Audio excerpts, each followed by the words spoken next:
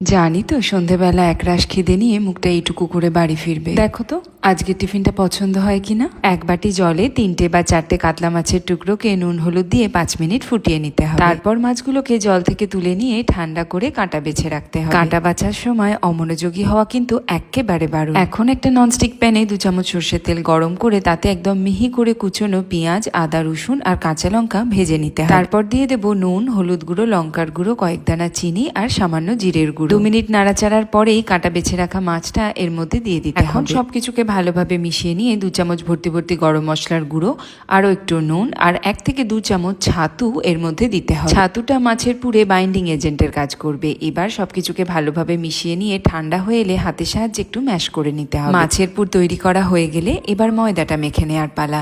ময়দায় নুন, সাদা তেল আর অল্প অল্প জল দিয়ে মাখতে হবে। লুচির জন্য আমরা যেরকম ময়দা মাখি সেরকমই মাখতে হবে, শুধু ময়ান মানে সাদা তেলটা একটু বেশি দিতে হবে। তারপর তো দেখতেই পাচ্ছ 20 মিনিটের জন্য ময়দাটাকে রেস্টে রেখে ছোট ছোট লেচি কেটে নিতে হবে। এখন এই লেচিগুলোর মধ্যে অল্প অল্প মাছের পুর ভরে রেডি করে নিতে হবে। কলিং বেলটা বেজে উঠলো যে, দরজাটা খুলে দিয়ে কড়াই সাদা তেলটা গরম করতে বসিয়ে দাও। সে বরং ওদিকে ফ্রেশ হতে থাকুক, আর তুমি হালকা হাতে কচুরিগুলোকে বেলে গরম তেলে 2 পিঠ ভালো করে উল্টে পাল্টে ভেজে তুলে রাখো। বাঙালিদের প্রিয় মাছের কচুরি একদম তৈরি। এর সাথে সঙ্গ দেওয়ার জন্য বানাতে পারো কাশ্মীরি আলুর দম। বাড়িতে বানিয়ে জানাবে কেমন লাগলো তোমাদের। এই মাছের কচুরি কিন্তু তোমরা ভেটকি বা রুই মাছ দিয়েও বানাতে পারো। আর হ্যাঁ, তোমায় বলছি, চুপি চুপি রিলস দেখে চলে গেলে হবে?